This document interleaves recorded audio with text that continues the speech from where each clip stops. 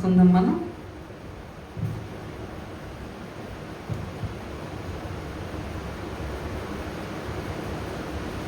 అన్నీ కూడా నువ్వు స్త్రీలతో ఎక్కువగా అధికంగా నువ్వు ఉండొద్దు, మరి అలాగే మరి తాగుబోతులతో నువ్వు అలా ఉండొద్దు, తాగుడు మంచిది కాదు, ఇలా అన్ని మంచి మాటలు చెప్తుంది. చెప్పాలని కొన్ని ఉద్దేశించాను. హల్లెలూయా. అక్కడ సమూయేలుకి అతని తల్లి చెప్పింది, తల్లి ఆత్మీయ తల్లినైన నేను చెప్పే మాటలు మీరు ఏం చేయాలి? విని వాటి ప్రకారమే మీరు జీవించాలి. అప్పుడే మనం దేవుని యొక్క కృపకి పాత్రలు అవుతాం. ఆమేన్. అయితే ఈరోజు నేను మీకు చెప్పే కొన్ని మాటలు ఏంటో తెలుసా? ఇలా పట్టుకోవడం కుదరట్లేదు. ఈరోజు నేను మీకు చెప్పే ఆ కొన్ని మాటలు బైబిల్ గ్రంథంలో సామెతల గ్రంథం నుంచి నేను మీతో ఈరోజు మాట్లాడాలనుకుంటున్నాను. అంటే చాలా మంచి మాటలు ఉన్నాయి సామెతల గ్రంథంలోనే కాదు, బైబిల్ అంతటిలో కొన్ని మాటలు మనం జ్ఞాపకం చేసుకుందాం. ఇప్పుడు అతనికి ఆమె ఏం చెప్పింది? అలా ఉండొద్దు, ఇలా ఉండొద్దు, అలా చేయొద్దురా, ఇలా చేయొద్దురా అని చెప్తుంది. నీ బలాన్ని స్త్రీలకి ఇవ్వద్దు. చాలామంది బలవంతులు ఏం చేస్తారు? ఎక్కువగా రాజులు అన్నాక స్నేహాలు చేస్తూ ఉంటారు స్త్రీలందరితో, ఎంతోమందిని. అలా నువ్వు బలాన్నంతా వాళ్ళకి ఇచ్చేద్దురా అని చెప్తుంది. తాగుబోతులతో జాగ్రత్తగా ఉండు, తాగుబోతులతో నువ్వు స్నేహం చేయొద్దు. ఒకవేళ నువ్వు చేస్తే నువ్వు త్రాగుబోతుగా ఏమవుతావు అని చెప్తుంది ఆమె. న్యాయాన్ని తప్పుతావు, పరువు పోగొట్టుకుంటావు, దీనులకు అన్యాయం చేస్తావు. తాగిపోతాడికి ఏం తెలుసుద్దండి? ఏం తెలియదు, ఏం మాట్లాడతారో తెలియదు, ఏమి చేస్తారో తెలియదు. అదేమంటే తాగామంటారు. లోకంలో ఉన్న వాళ్ళు కూడా తాగిపోతాడు ఎందుకులే అమ్మా అంటారు. కానీ అదంతా దేనికి వస్తుంది? తాగడం వలన. ఇదంతా నష్టం దేనికి వస్తుందంటే తాగడం వలన. కాబట్టి నువ్వు అలా తాగొద్దు నాన్న, నువ్వు తాగితే న్యాయం తప్పుతావు, నువ్వు రాజు కదా, నువ్వు ఒక మంచి మనిషిగా ఉండాలి, నువ్వు న్యాయం చేయాలి, పేదోళ్ళకి చేయాలి, అది నీకు దీవెన అయ్యిద్ది. నువ్వు తాగుబోతుగా మారి నువ్వు తాగి నీ ఇష్టం అని చెప్పి ప్రవర్తిస్తే నువ్వు అన్యాయం చేస్తావు, ఎవరైనా దీనులకు నువ్వు న్యాయం చేయాలి కానీ అన్యాయం చేస్తావు, అప్పుడు నువ్వు శాపగ్రస్తుడు అవుతావు అని ఆ తల్లి ఆ కుమారుడికి అన్ని మంచి మాటలు చెప్పింది. ఈరోజు మీకు నేను చెప్పే మాటలు మీరు వింటే మీరు కూడా చాలా, ఇప్పుడు సొలొమోను గురించి మనం అందరం ఇప్పటికీ చెప్పుకుంటున్నామా? ఆయన జ్ఞానవంతుడు. ఆ తర్వాత ఆయన ఎన్నో మంచి గ్రంథాలు రాశాడు, ప్రసంగి గ్రంథం ఆయన చక్కగా రాశాడు, మరి ఎన్నో బుక్స్ రాశాడు. ఈ యొక్క వృక్షశాస్త్రం గురించి ఎన్నో బుక్స్ రాశాడు. మహాజ్ఞాని అయ్యాడు సొలొమోను. దేవుని యొక్క కృప పొందుకున్నాడు, దేవుని యొక్క అనుగ్రహం పొందుకున్నాడు. ఉదయ గారు కొంచెం ఎదరకు రండి. మీరు ఎదరకే 30 వచనం చదవండి తీసి, అందులో మీకు ఉపయోగపడే మంచి మాటలు. ఆ తల్లి అయితే ఆ కొడుకుకి నువ్వు అలా ఉండకూడదు, నువ్వు నా శాపగ్రస్తులతో ఇలా ఉండకూడదు, నువ్వు న్యాయం తప్పుతో నువ్వు ఇలా ఉండకూడదు, మంచిగా ఉండాలి అని కొన్ని మాటలు. 24:30 సోమరివాని చేను దాటిరాగా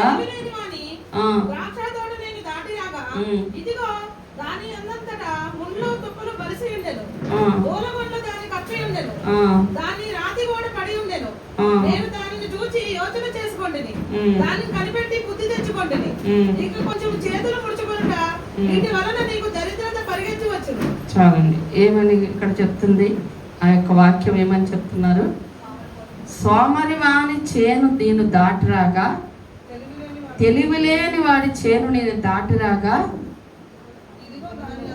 ఏం కనిపిస్తుందంటే సోమరివాడి చేను దాటి వెళ్తున్నాడంటే, వెళ్తుంటే ఆ సోమరివాడి చేను ఎట్టుంది? మంచిగా ఉందా? ఫలభరితంగా ఉందా?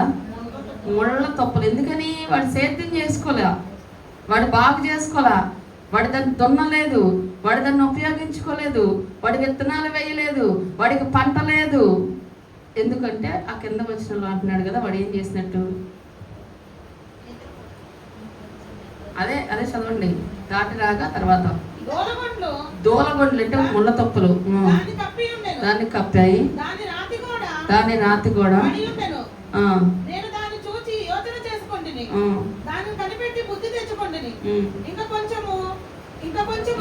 అది చూసి ఈ వ్యక్తి కంట బుద్ధి వచ్చిందంట.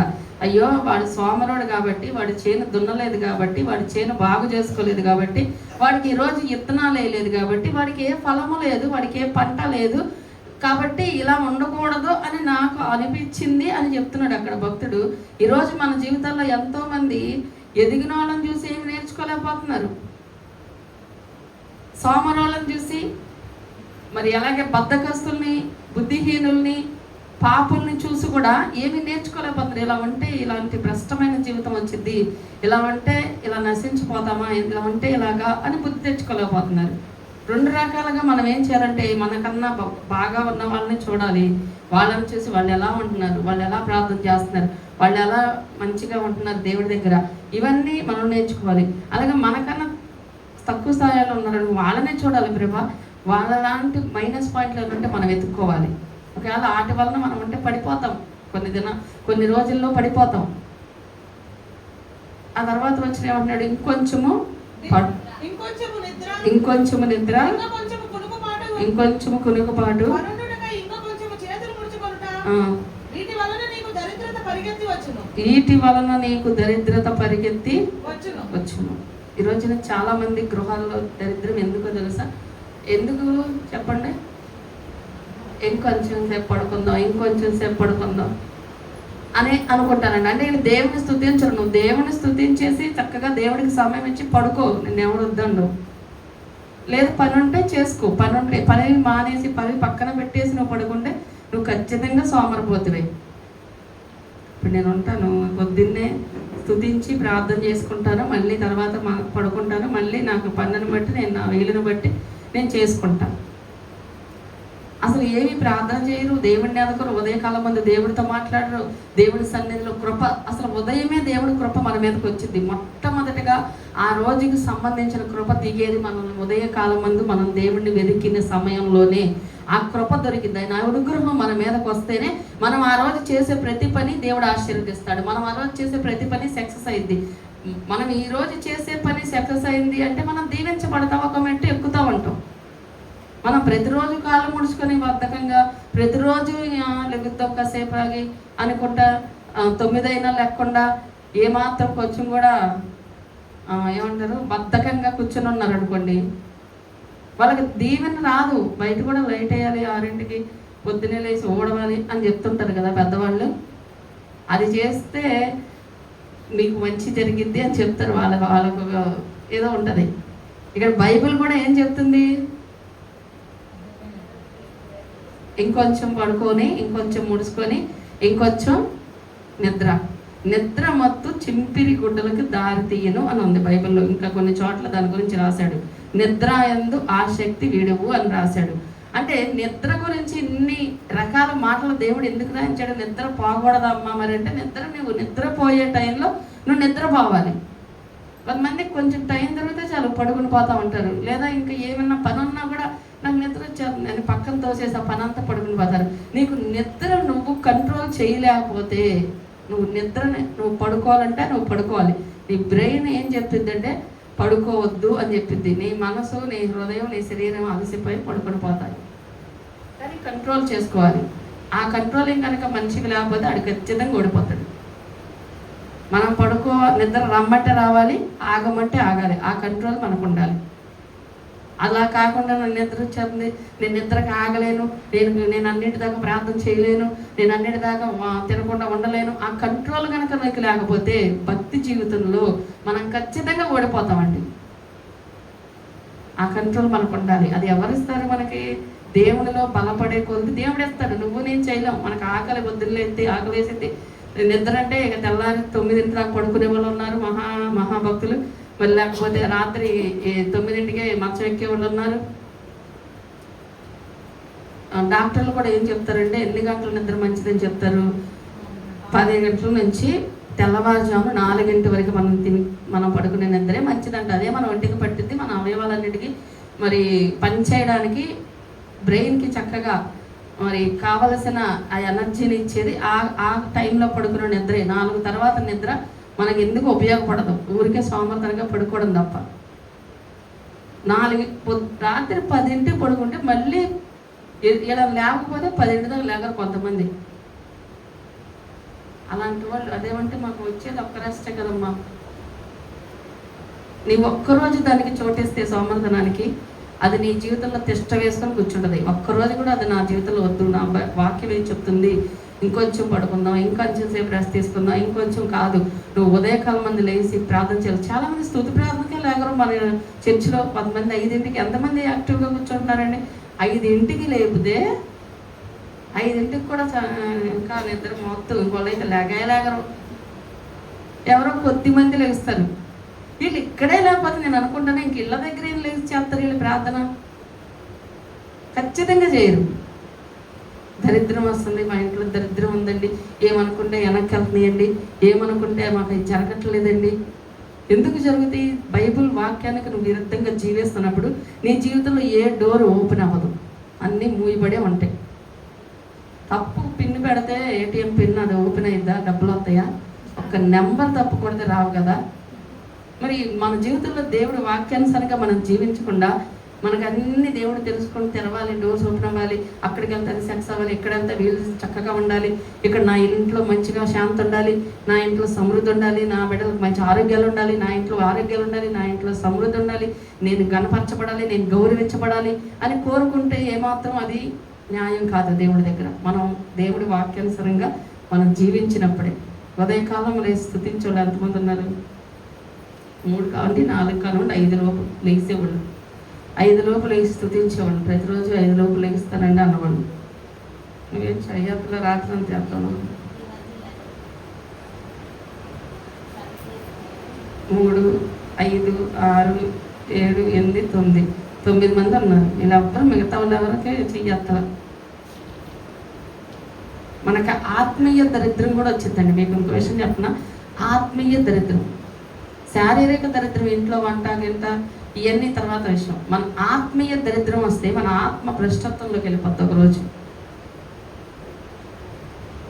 కాబట్టి ఎక్కడి నుంచైనా ఒక తీర్మానం చేసుకోండి. ప్రతి స్త్రీలు కూడా చెప్తా ఉంటాం, మీరు ఫస్ట్ మనం చేయాల్సింది, ఎవరైనా ఏ ఇళ్ళైనా ఏ స్త్రీ అయినా ఉదయకాలం, పురుషులు కూడా ఉన్నారు కదా చెప్తున్నా, వాళ్ళైనా లేగాల్సిందే, వాళ్ళైనా దేవుడిని ఎతకాల్సిందే, వాళ్ళకైనా దేవుడి కృప దిగాలి. అందరికీ దిగాలి వద్దా? స్త్రీకి దిగితే సరిపోద్దా? పురుషులకు అవసరం లేదంటే వాళ్ళు ఉన్నారు కదా చెప్తున్న వాళ్ళకే దిగాలి, మనకే దిగాలి. ఉదయకాలం వేకువజామున నేను కృపని నేను వెతుకుతున్నానయ్యా అన్నాడు దావీదు. దేవుడి కృప దొరికేది ఆ టైంలోనే. మన్నా ఏ టైంలో దొరికింది? ఇశ్రాయేలీలకి దేవుడు ఏం చెప్తాడు?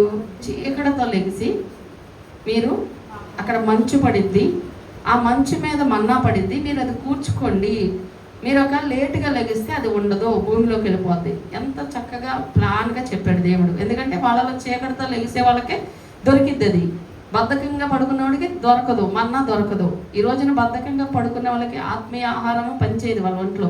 నేను ఎంత వాక్యం నాకు గొంతు చించుకొని చెప్పినా, నేను ఎంతగా చెప్పినా, ఎందుకు ఇక్కడ అందరికీ చెప్పబడుతుంది వాక్యం, కానీ కొన్ని కుటుంబాలు దీవించబడుతున్నాయి, కొన్ని కుటుంబాలు ఎందుకు దీవించబడట్లేదంటే వాక్యం వింటారే కానీ దాని ప్రకారం ఏ మాత్రం చేయరు. ఖచ్చితంగా బయటికి వెళ్ళాక వాళ్ళ పద్ధతే వాళ్ళు చేసుకుంటారు, వాళ్ళకి నచ్చిందే వాళ్ళు చేస్తారు, వాళ్ళకి తోచిందే వాళ్ళు చేస్తున్నారు. నేను అన్ని గమనిస్తూ ఉంటా. నువ్వు నిజంగా వాక్యం అందరికీ చెప్తున్నప్పుడు వాళ్ళకి ఏమైనా స్పెషల్గా చెప్తున్నారా? నాకు అదేగా, వాళ్ళకి అదేగా ప్రభా వాక్యం. మరి వాళ్ళు ఎందుకు దీవిస్తున్నారు? ఎందుకు? వాళ్ళలో ఏమి ఎతుకుపోని, దీవించబడిన వాళ్ళలో వెతుకు, వాళ్ళలో ఏముంది, వాళ్ళు ఎలా ఉంటున్నారు, వాళ్ళ యొక్క దినచర్య అంతా ఒకరోజు గమనించు. బయటికి వెళ్ళాక ఒక లైఫ్, చర్చిలో ఉన్నప్పుడు ఒక లైఫ్. దేవుడు మోసం ఇచ్చడం, దేవుడిని మనం మోసం చెయ్యలేము. దేవుడు వెక్కిరించబడ్డ అంటే మనం దేవుడిని ఎక్కిరించడానికి మనం సరిపోం కదా, మనం మోసం చేస్తే మనమే మోసపోతాం దేవుడి దగ్గర. కాబట్టి మన జీవితంలో తర్వాత వచ్చిన ఏముందో చదవండి. సోమరివాణి తెలివి లేని వాని చేను నేను దాటరాగా దాని అందంతటా ముళ్ళ తుప్పలో బలిసి ఉండేరు. ముళ్ళు అంటే దేనికి సాదృశ్యమో తెలుసా? ముళ్ళు అంటే కష్టాలు. ముళ్ళు గుచ్చుకుంటే ఎవరికైనా హాయిగా ఉంటుందా? ముళ్ళ మీద అడిగేస్తామా, పూల మీద అడిగేస్తాం? మనం పూల మీద అడిగేస్తే ఎంత బాగుంటుంది. ముళ్ళ బాట, పూల బాట అని 2 ఉంటాయి మన జీవితంలో. చాలామంది జీవితంలో ముళ్ళే. ఎవరన్నా మాటలు వచ్చినాయి అనుకోండి, బాధపడతా కూర్చుంటారు. ఎందుకు నీ జీవితంలో ముళ్ళే ఎదుర్కొంటున్నావు? నీ ఇంట్లో ఏది పట్టుకున్నా ఎందుకు అది సక్సెస్ అవ్వట్లా, బాధ కలుగుతుంది, మళ్ళీ నీకు వ్యతిరేకత ఎదురవుతుంది, మళ్ళీ నష్టం ఎదురవుతుంది. ఎందుకు నీ జీవితంలో సంతోషాన్ని నువ్వు అనుభవించలేకపోతున్నావు అంటే ముళ్ళు బలిసి బలిసి ఉన్నాయంట అవి, అంటే స్ట్రాంగ్గా ఉన్నాయి. నువ్వు ఒక్క తప్పు నువ్వు చేస్తే నీ జీవితం మొత్తం టోటల్గా మారిపోద్ది. ఆ ఒక్క తప్పు ఏంటంటే తెల్లారుజామున లేచి దేవుణ్ణి వెతకకపోవడం. హల్లెలూయా. ఈరోజు నుంచి ఒక తీర్మానం చేసుకోండి. ఎమోషన్ నువ్వు కూడా ఎతకట్లేదా? అమ్మగారు శ్రీలకొండ నన్ను అడుగుతారు ఏంటి అంత అనుకోవట్లేదా?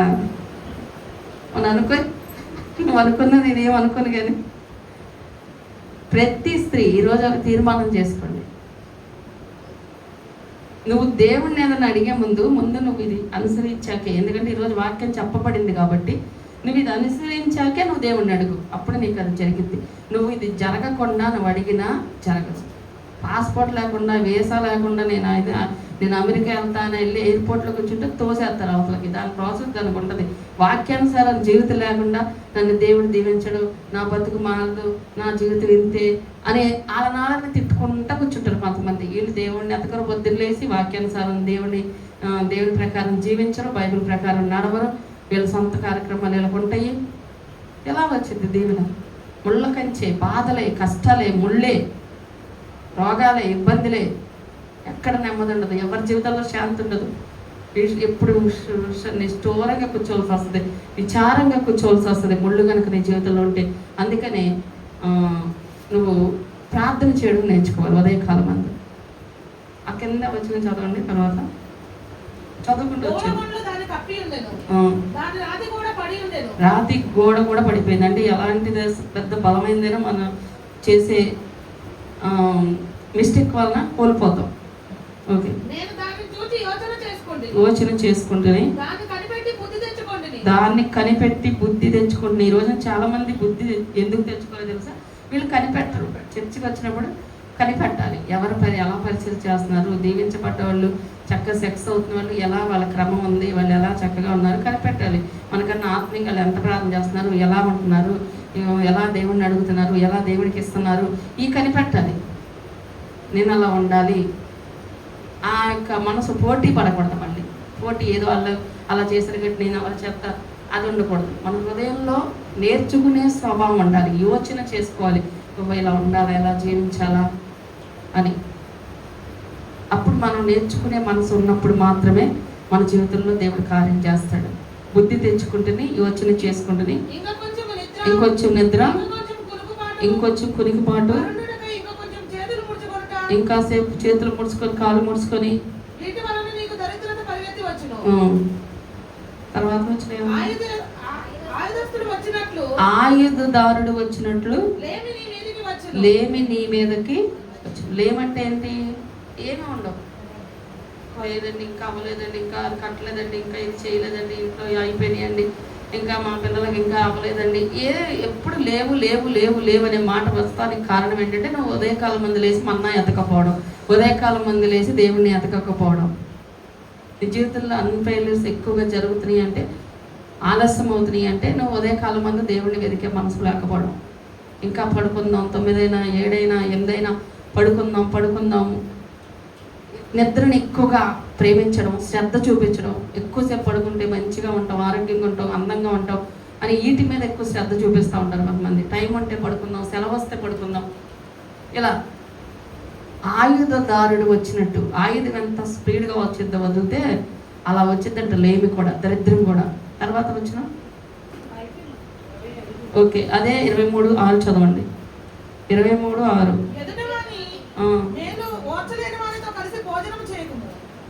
రుచిగల పదార్థములను ఆశింపకము, అంటే వాడు తన ఆంతర్యములో లెక్కలు చూసుకునేవాడు. తినము త్రాగము అని అతడు నీతో చెప్పనే గాని అతని హృదయం నుండి వచ్చి మాట కాదు. నీవు తినని దానిని కట్టివేయదు, నీవు పలికిన ఇంపైన మాటలు వ్యర్థమగును. చాలండి. ఈరోజు చాలా మంది నువ్వు కలిసి తినే వాళ్ళతో నువ్వు ఎక్కడ ఏమి తింటున్నావో అవి నీ వంటకి ఎందుకు పట్టవట్లేదు, ఎందుకు అవి నువ్వు కక్కి వేస్తున్నావు, ఎందుకు నీకు బలహీనతలు, ఎందుకు నీకు రోగాలు, ఎందుకు నీకు అది నీ ఒంటికి ఆశీర్వాదకరంగా లేదు, దేవుడి దాన్ని ఆశీర్వదించట్లేదు అంటే వాళ్ళు లెక్కలు వేసుకుంటారంట హృదయంలో. అది మనకు కనపడిద్దా? వాళ్ళ లెక్కలే. చాలామంది చూస్తే మంచిది కాదండి వాళ్ళు చూపంటారు. కోర్స్ కావచ్చు. ఎందుకో తెలుసా, వాళ్ళు లెక్కలు వేసుకుంటారు. పెడతారే కానీ తినము త్రాగము అని నీతో చెప్పుదురే కానీ వారు ఆంతర్యములో లెక్కలు వేయదురు అని వాక్యం ఉంది. ఇది యథార్థం, ఇది సత్యం. చాలామంది ప్రేమ చాలా చూపిస్తారండి, తిను తాగు ఇస్తారు, కానీ వాళ్ళు లెక్కలు కడతారంట ప్రతిదానికి. అలా కట్టిన లెక్కలు మనస్తత్వం కలిగిన వాళ్ళతో నువ్వు గనక కలిసి భోజనం చేసినా, నువ్వు గనక వాళ్ళతో ఏదైనా తెచ్చుకున్నా, అది నీకు ఏమాత్రం ఆశీర్వాదం కాదు. నువ్వు కక్కి వేస్తావు అంటే నువ్వు దాన్ని ఏమాత్రం నీకు అది పట్టదు, వెళ్ళిపోద్ది. అది ఇలాగో వెళ్ళిపోద్ది, ఇక నోటి ద్వారానో ఇంకో ద్వారానో వెళ్ళిపోద్ది. ఎందుకని? ఇది నేను చెప్పట్లా, బైబిల్ చెప్తుంది. మళ్ళీ చదవండి, సేమ్ అదే వాక్యం 23. ఎదుటివాని మేలు వార్చలేని వాడితో, ఓకే ఇక్కడ ఉంది అసలు పాయింట్. ఎదుటివాని మేలు వార్చలేని వాడితో కలిసి నువ్వు జాగ్రత్తగా ఉండాలి. వాళ్ళు బయటపడిపోతారు, ఊరికే బయటపడిపోతారు. ఎవరిని ఏదైనా కొంచెం మంచిగా ఉంటే వీళ్ళు తట్టుకోలేరు, ఏదో ఒక డైలాగ్ వేసి దాని గురించి 10 సార్లు ప్రస్తావిస్తున్నారు అంటే వాళ్ళతో చాలా జాగ్రత్తగా ఉండాలి. వాళ్ళ మనసు మంచిది కాదు, అలాంటి వాళ్ళతో నువ్వు కలిసి స్నేహం చేయొద్దు, అలాంటి వాళ్ళతో కలిసి నువ్వు కూర్చోవద్దు, అలాంటి వాళ్ళతో కలిసి నువ్వు భోజనం చేయొద్దు, అలాంటి వాళ్ళది ఏమీ నువ్వు తెచ్చుకోవద్దు. ఎందుకంటే వాళ్ళు మంచిగా నీ దగ్గర నుంచి రాబట్టడం కోసం కొన్ని విషయాలు ఏం చేస్తారంటే చక్కగా నీతో మాట్లాడతారు, కానీ తర్వాత ఏం చేస్తారంటే నీకు పెడతారు, కానీ తర్వాత దాని గురించి లెక్కలు కడతారు. అది నీకు ఆశీర్వాదం అవ్వదు అని వాక్యం చెప్తుంది. ఎదుటివాని మేలు వార్చలేని వాళ్ళు ఇలాంటి వాళ్ళు ఉంటారండి. మనం గమనించుకోవాలి. అందరూ మంచోళ్ళే, మనం మంచోళ్ళే, మనం అందరూ మంచోళ్ళే, మనం ఏమీ అలా అనుకోని వాళ్ళు అనుకోవడం చాలా తప్పు. ప్రతి విషయంలో చాలా జాగ్రత్తగా క్రైస్తవులు ఉండాలి. దేవుడి వాక్యం చెప్పేది అదే. సొలొమోనుకి ఆయన తల్లి ఏమైతే నీతులు చెప్పిందో, ఈరోజు దేవుడు మనతో మాట్లాడుతున్నాడు. నీ జీవితంలో ఏదైనా బలహీనతలు వస్తున్నాయా? నీ జీవితంలో ఏదైనా సమస్యలు వస్తున్నాయా? నువ్వు తినేది జాగ్రత్తగా ఉండాలి. నీ గొంతుకి కత్తి పెట్టుకో అన్నాడు. తిండి విషయంలో చాలా కత్తి ఉండాలి, కంట్రోల్ ఉండాలి. ప్రతిదానికి ఆశపడకూడదు, ఏసేవలాగా ప్రతిదానికి దిగజారిపోకూడదు. దేని విషయంలో కూడా ఆ మాత్రం మనకు ఉంటేనే మనం దేవుడి దగ్గర చాలా మేలు మనం పొందుకుంటాం. అదే 20వ అధ్యాయంలోకి రండి. 20వ అధ్యాయం 30 వచనం కూడా 20:30.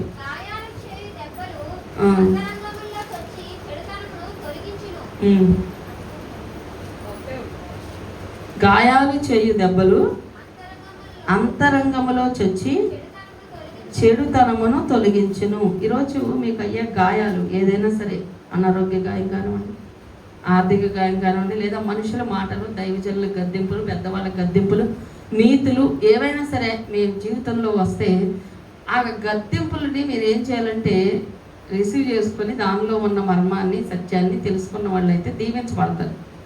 నీ హృదయంలో చెడుతనం కూడా తొలగించబడింది.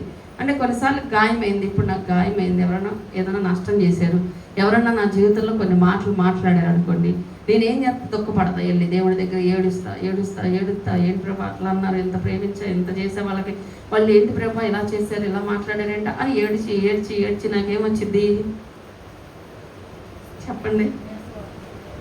నీరసం వచ్చిందా? ఏడ్చి నాకు బుద్ధి వచ్చింది, ఇక నుంచి అలాగెవరిని ప్రేమించకూడదు. అంటే దేశించమని కాదు, అంత ఆధారపడకూడదు, అంత కనెక్ట్ అయిపోకూడదు.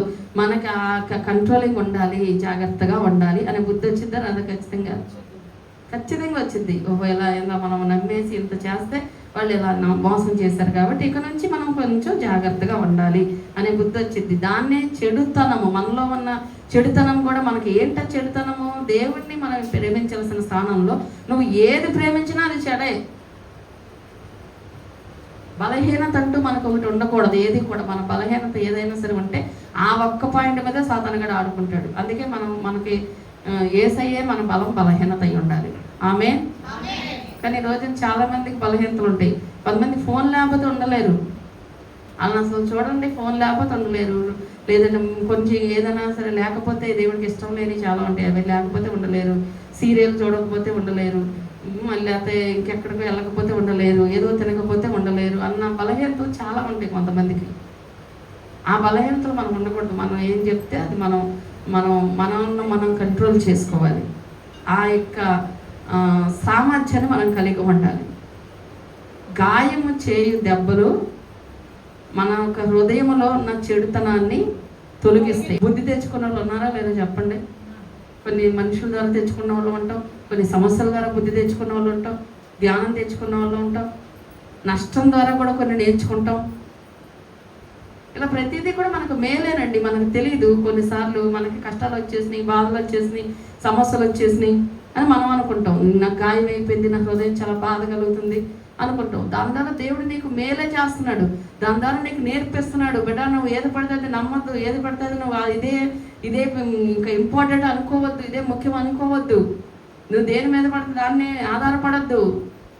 ఈ లోకంలో ఉన్నదంతా మాయా, ఈ లోకంలో ఉన్నదంతా మరి అక్షయమైపోయేది, శాశ్వతమైనది కాదు.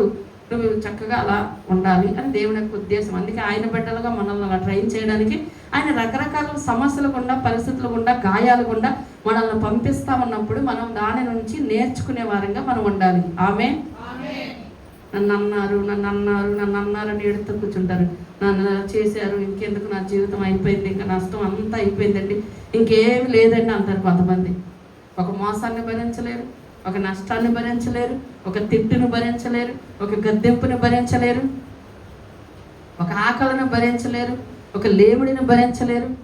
ఈ ప్రతి గాయము నిన్ను శుద్ధి చేయడానికి, ప్రతి గాయము నీకు నేర్పించడానికే దేవుడు నిన్ను నీ జీవితంలోకి అనుమతిస్తాడు. కాబట్టి ప్రతిదీ నేర్చుకుందాం. నీ జీవితంలోకి ఏదొచ్చినా దేవుడు ఈ విషయంలో ఏం నేర్పించదలిచాడో అనుకోవాలి తప్ప నాకు ఎందుకు ఇంత అని నువ్వు అనుకోవద్దు. అవన్నీ మళ్ళీ మబ్బు వీడినట్లుగా విడిపోతూ ఉంటాయి. హల్లెలూయా. అదే 18 వచ్చిన సామెతలు 18 వచ్చాము 20 చదవండి. ఫాస్ట్గా తీయండి.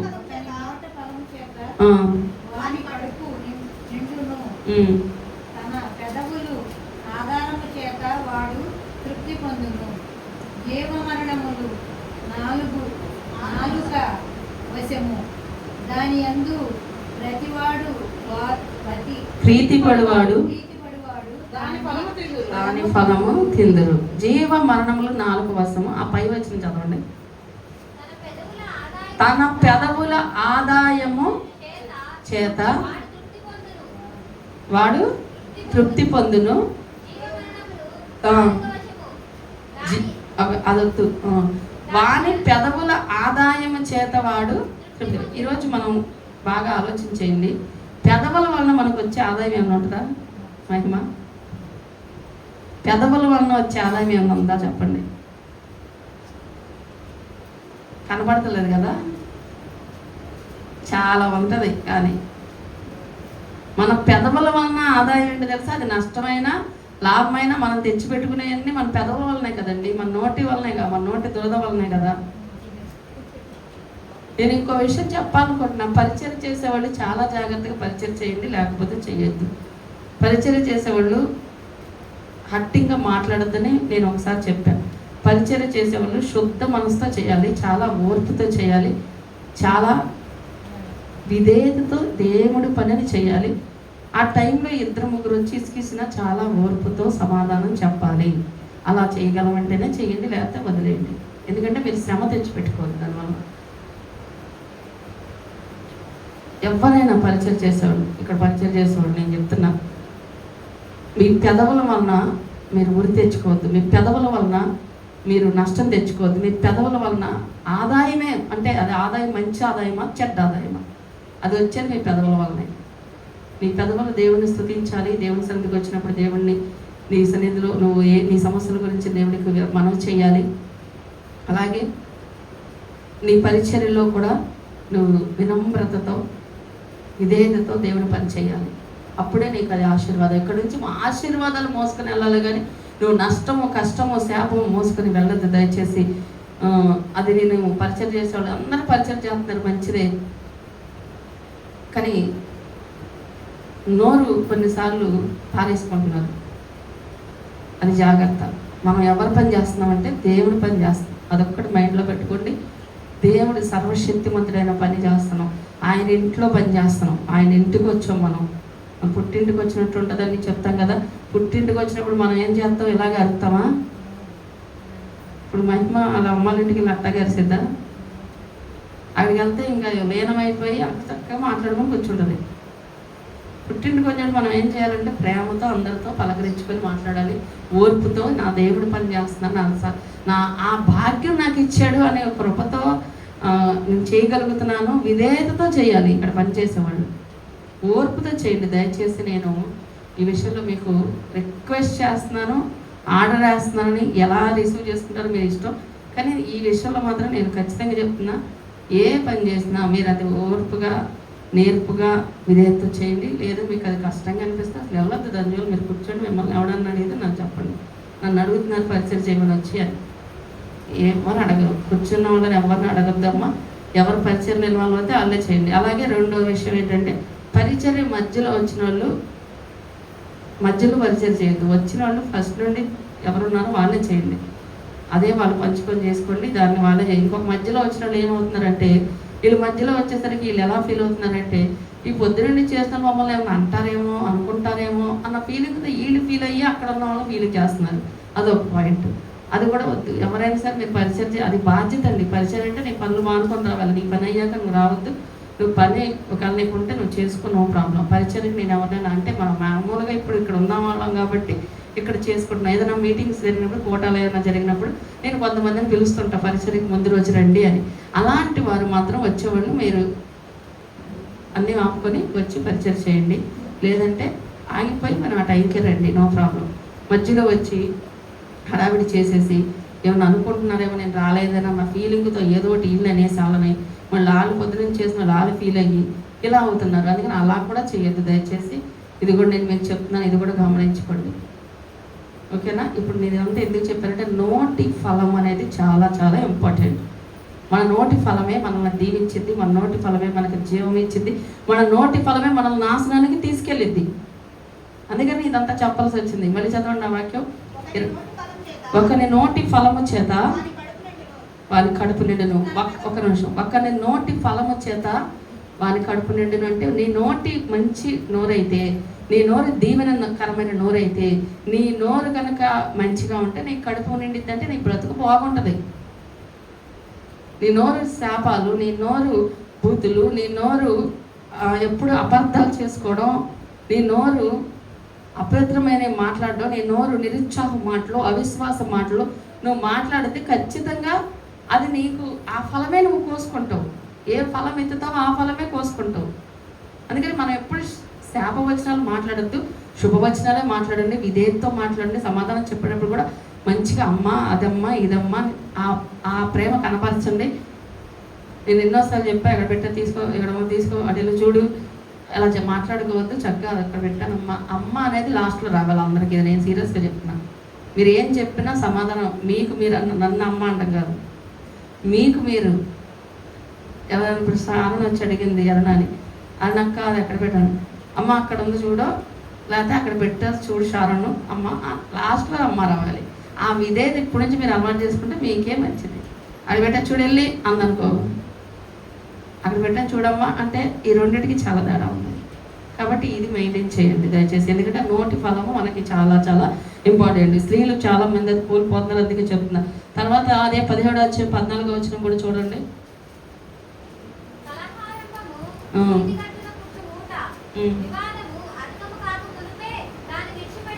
కలహ ఆరంభము నీటి గట్టున పుట్టు ఓట లాంటిది, వివాదము అధికం కాకమునిపే విడిచిపెట్టు. చాలామంది స్త్రీలరా అమ్మ చూడండి, ఇప్పుడు కలహం అంటే గొడవ చిన్నగా మొదలవుతున్నప్పుడు దాన్ని సాగదీసుకోవద్దు దయచేసి. చాలామంది దాన్ని కిలికి ఇంకా అది గొడవ అయ్యిద్ది, పెద్దదయ్యిద్ది అని అనుకున్నప్పుడు దాన్ని నువ్వు ఆపేసేయి, దాన్ని నువ్వు పెంచొద్దు.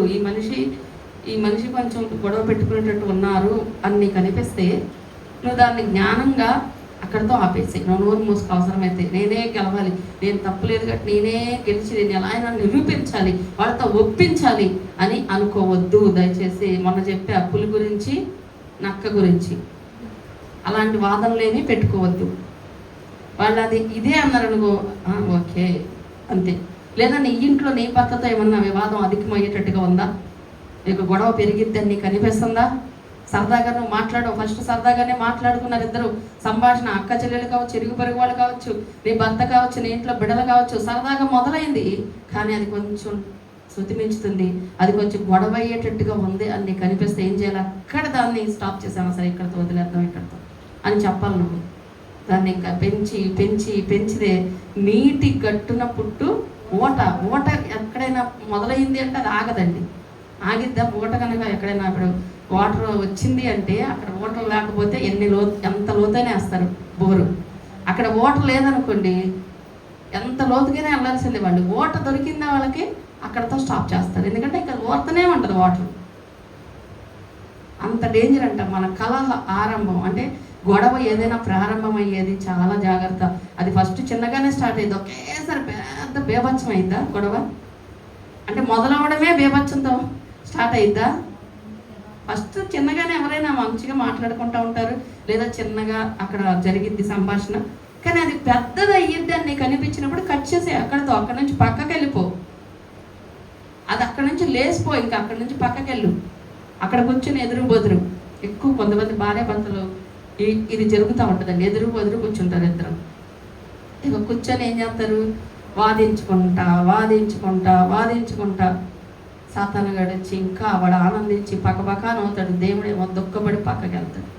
ఇక ఆ కుటుంబాలన్నీ శోధనలు. ఎప్పుడైనా సరే వాదన అనేది అది అపవాది లక్షణం. వాదించొద్దు. అక్కడ పెరిగిద్ది గొడవ అంటే సైలెంట్ అయిపో. నువ్వు తగ్గావా, నీ తప్పు లేకపోయినా నువ్వు తగ్గావా, నేను ఎందుకు తగ్గాలి, ఈ మనసొద్దు. ఎవరైనా సరే అక్కడ గొడవ అయిందంటే అది ఇరుగు పొరుగు వాళ్ళతో కావచ్చు, కుటుంబంలో వాళ్ళతో కావచ్చు, రక్త సంబంధులతో కావచ్చు, మందిరంలో విశ్వాసతోనే కావచ్చు, ఎవరితోనైనా ఇక గొడవ అయ్యిద్దామో అని నీకు అనిపిస్తే అక్కడతో ఆపే. నువ్వు అక్కడ ఆపడం నీకు ఎంతో ఆశీర్వాదం. ఇప్పుడు మళ్ళీ చదవండి అదే వాక్యం. కలహారంభము ఓట లాంటిది, వివాదము గొడవ అధికం కాకమునిపే దాన్ని విడిచిపెట్టు. ఈ మాట నేనేం చెప్పలేదు, బైబిల్లో ఉంది, మీరు ఫాలో అవుతారని మీకు చెప్తున్నా. ఇప్పుడు దాకా ఏమన్నా ఒకవేళ నేను గెలవాలి అన్న ఉద్దేశంతో వాదించారేమో, లేకపోతే నా మాటే గెలవాలి, ఎలా అయినా నేను నిరూపించి తీరుతాను, ఈరోజు వాళ్ళతో ఆ మాట అనిపిస్తాను అన్న ఉద్దేశంతో వాదించారేమో. ఈ రోజు నుంచి అలా ఏమొద్దు. నువ్వు ఓడిపోయావా, నువ్వు గెలిచావన్న తర్వాత విషయం, దేవుడి దృష్టిలో మాత్రం నువ్వు గెలుస్తావు. నువ్వు ఆపేస్తే అక్కడితో. లేదు నేను నిరూపించి అవతల వాళ్ళతో అనిపిస్తాను అని నువ్వు గొడవ పెట్టుకొని వాళ్ళతో రాద్ధాంతం చేసి పంచాయతీలు పెట్టి ఒకలా లాస్ట్కి వాళ్ళని గెలుస్తావేమో ఒక దేవుడి దగ్గర ఓడిపోతాం. కాబట్టి ఏదైనా గొడవ ప్రారంభం అవుతుందంటే అక్కడతో దాన్ని ఆపేసేయండి దయచేసి. ఇది మనకు చాలా మంచి ఆశీర్వాదం. అలాగే 14-15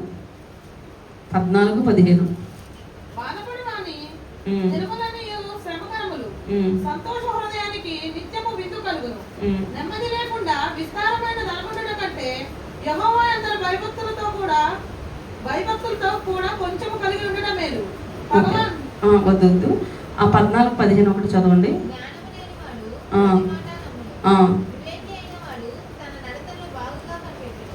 జ్ఞానము లేనివాడు ప్రతి మాట నమ్మును, వివేకి అయినవాడు నడతలను బాగుగా కనిపెట్టెను. ఈరోజు మనం జ్ఞానం లేని వారిలా ఉన్నామా, జ్ఞానం కలిగిన వారిగా ఉన్నామా అని ఒకసారి పరిశీలన చేసుకోండి. చాలామంది ఎవరేం చెప్తే అది నమ్మేస్తూ ఉంటారండి. ఏం చెప్తే అది నమ్ముతారు. ఇది తెలుసా నీకు, వాళ్ళు ఇలా అన్నారంట అనగానే నమ్మేస్తారు. మీ ఆయన ఇలా అన్నాడు నీకు తెలుసా, మీ అక్క ఇలా అన్నది తెలుసా, అమ్మగారు ఇలా అన్నారని తెలుసా, పలానా సంజయ్ ఇలా అన్నట్టు తెలుసా. అవునా, వాళ్ళు అనేవాళ్ళ, లేకపోతే వాళ్ళ యొక్క ప్రవర్తన ఏంటి, వాళ్ళ యొక్క స్వభావం ఏంటి, వాళ్ళు అలా మాట్లాడితే ఏ సందర్భంలో మాట్లాడి ఉంటారు. ఇది కనుక నువ్వు ఆలోచన చేయకపోతే నువ్వు ఖచ్చితంగా నష్టపోతావు. అది ఎవరైనా, ఆ పర్సన్ ఎవరైనా. చాలామంది చెప్పుడు మాటలు చెప్పేవాళ్ళు చాలామంది ఉంటారండి. కావాలని చెడ్డగా విరోధం పెట్టాలని చూసేవాళ్ళు ఉంటారు. అపవాది పనిచేస్తాడు కొన్నిసార్లు విశ్వాసంలో కూడా. వీళ్ళు అక్కడ ఏదో చూస్తారు, ఏదో ఊహించుకుంటారు, ఏదో మాట్లాడతారు, ఏదో చెప్తారు, వీళ్ళకి ఏదో అర్థమైంది, దాన్ని ఇంకోలా చెప్తారు.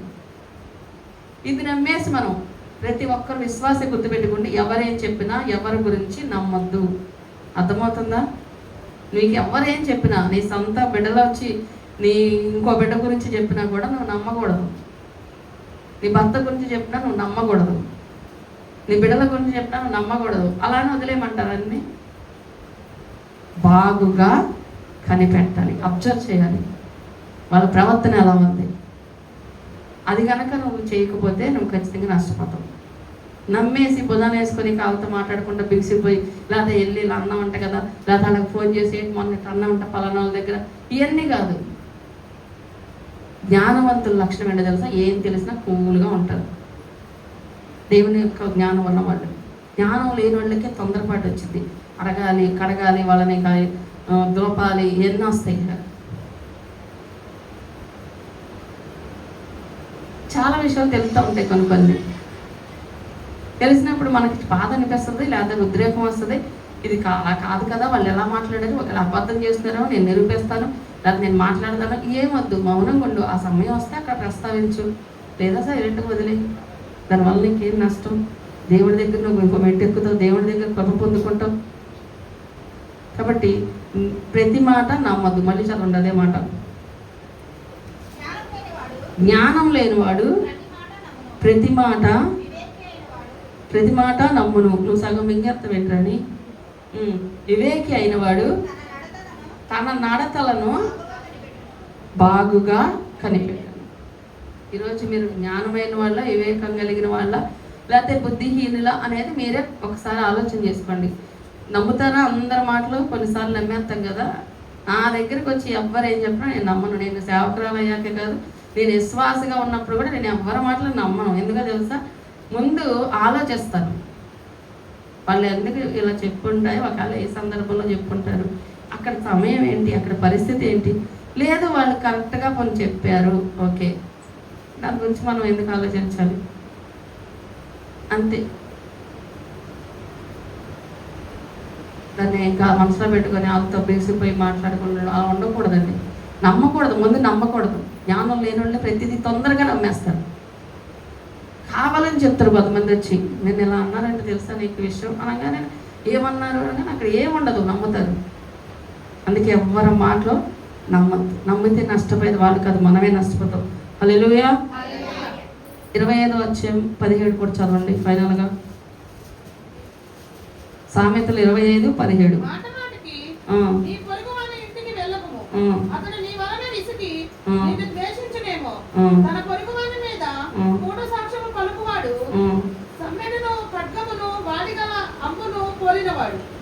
మాటి మాటికి నీ పొరుగు వాని ఇంటికి వెళ్ళద్దు.